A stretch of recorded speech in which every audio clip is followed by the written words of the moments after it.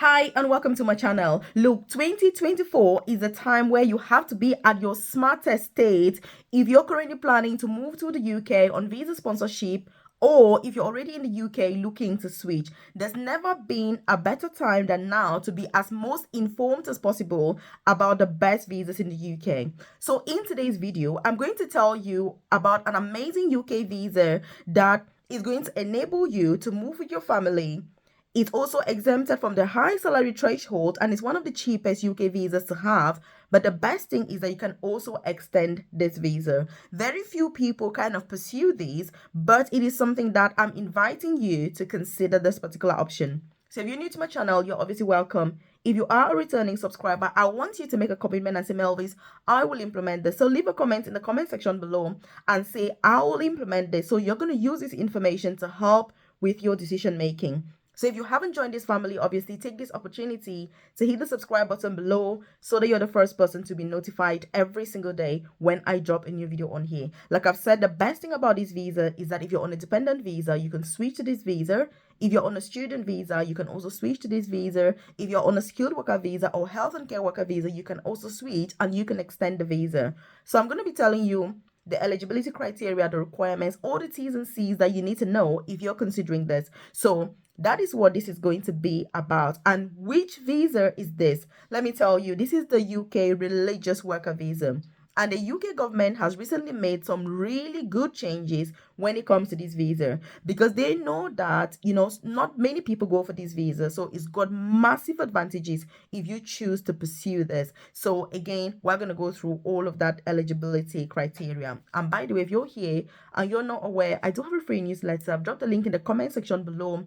When you join that newsletter, it's free. You drop your name and email. I send information such as this directly to your amazing inbox, so you're not reliant on the YouTube algorithm for such vital information that is crucial for your personal and professional development. I also send you information about free visa sponsorship opportunities to move to the UK or switch if you're already in this amazing country.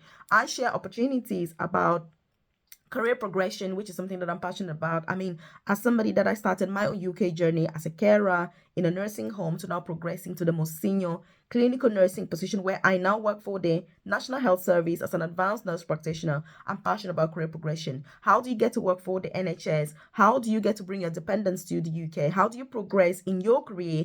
Get to do apprenticeships where you're paid to work and study at the same time so that you can succeed, excel, thrive in order for you to work less, earn more, and retire early. So these are the advantages why you should subscribe onto this channel, but most importantly, join the newsletter. So the link is on the comment section. It won't take you 20 seconds to do so. One thing also is that you're going to find my contact details on there. So there's my WhatsApp number as well as my email address, so that if you need to get in contact with me for something personal about your specific circumstances, you need that one-to-one support guidance, tailored information about what step you need to take next, again, you can get in contact with me. And by the way, let me tell you, none of this is easy. None of this is meant to be easy. It can take a while, but the truth is that this is the right process for you to be pursuing at this point in time. So I'm hoping that you're going to implement all of what I'm saying, obviously, because like I say, 2024 is a year for reawakening.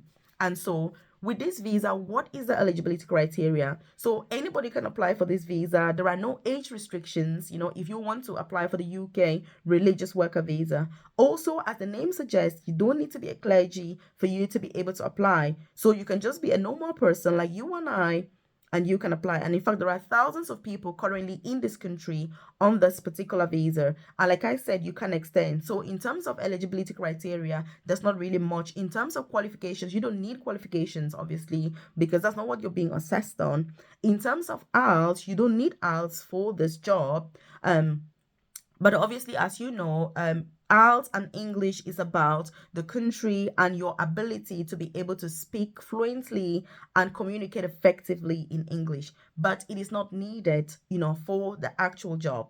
So again, if you've got any questions, by the way, as I'm going along, leave any questions in the comment section below, because I'm going to join you there to see what it's about. Other people that may have more experience on this visa can also share their experiences over there with yourself. So do use the comment section for that, and share this video as well with your friends, loved ones, colleagues, so they're aware of some of these opportunities, some of these visa options that are not as obvious as others, but that also come with massive advantages. So like I've said, you can bring dependents on this visa. What you need is to get a COS with a company, obviously, that is, recruiting you or offering an opportunity for you to work with them as a religious worker. As you know, there are thousands and thousands of organizations in the UK at the moment that are licensed, to offer sponsorship for this particular opportunity. Also, if you need more information about that, do feel free to leave a comment in the comment section below and we'll see what we can do about it. Also, your dependents are allowed to work in the UK full time. They can do any job, and also they can extend their visa with yourself. They can also study if they choose to. Obviously, if they choose to study, they will have to study. They'll be considered as international students. Obviously, they won't be considered as home students. So this is something that you do need to be aware of. And if it's your first time here, by the way, and you're not aware, I do have a private career coaching program where I offer one-to-one tailored, individualized, and personalized guidance. I've dropped a link to that in the description box below or the about section of this channel, and you're gonna see all information and the different options available to join that program. Again, I am not one that can sit here to say that this is an easy journey, this is an easy process. I'm sure you're very well aware of that, but it is about giving you the guidance that you need, to be able to know what it is that you need to do, to know the best pathways for your personal circumstances, whether you've got dependents or not, you're already in the UK or not, you're still out of this country, NHS jobs, like I've said, apprenticeships, progressing within healthcare, those clinical, non-clinical healthcare jobs, getting into nursing, which is a profession that I absolutely am a huge advocate for, when it comes to that. Like I say, it is not easy, but it is a journey that it can be a lot easier if we get to this together. So that's what that program is about.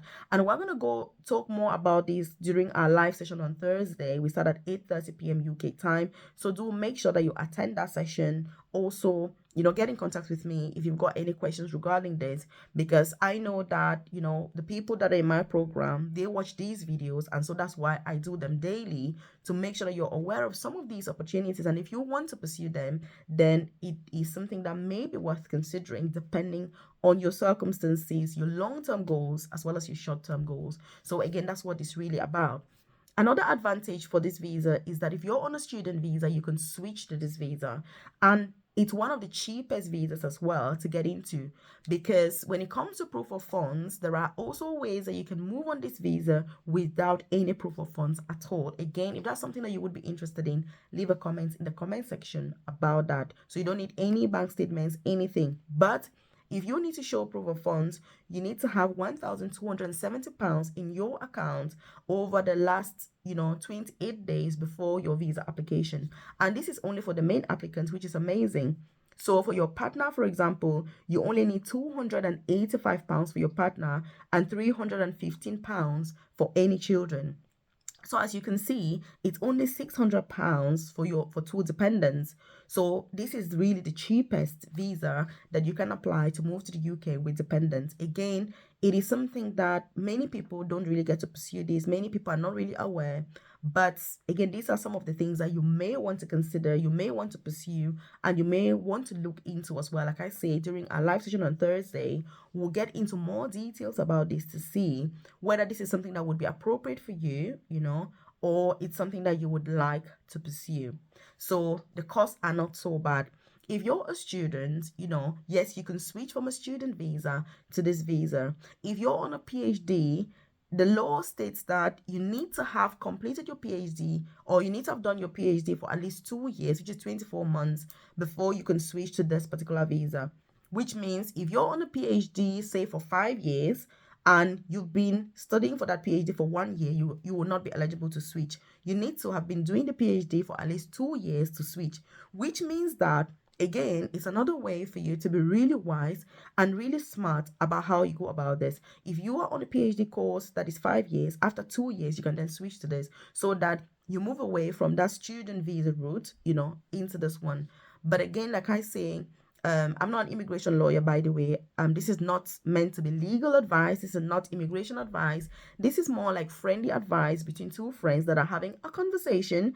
And so if you have concerns or you have any challenge where you actually need to speak to an immigration lawyer, then obviously you need to do that.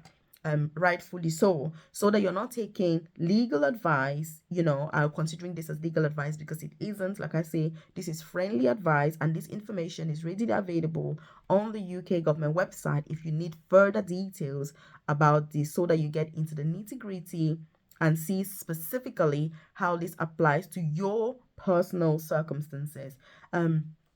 Again, if you've got any questions, like I was saying, leave those in the comment section below so that we can explore and see, what they are all about. If you've got any concerns, again, like I say, during our live session on Thursday, we'll go into greater detail about this particular visa and what it all entails, so that you're fully aware of the T's and C's before you get into it. Obviously, you can extend this visa for a period of 24 months, which it's a long time. It is not um a very short period of time, so that if you want to transition into other things, then you've got the time to be able to explore those other opportunities. Like I always say, if you're applying for any UK visa, you need to have a backup plan. The UK is not a country where you want to be on visa sponsorship and you don't have a plan. You always need to have a plan B. If this doesn't work, what do I do? If this works, what do I do next? If that you have to have those ifs, because everything is very, very unpredictable. Especially if you don't work for organizations like the NHS, which are government owned, and they're kind of more secure when it comes to jobs. If you get a job for the NHS with visa sponsorship, it's 100% that you're settled. You've got a job for life, and it's up to you if you choose to leave at some point.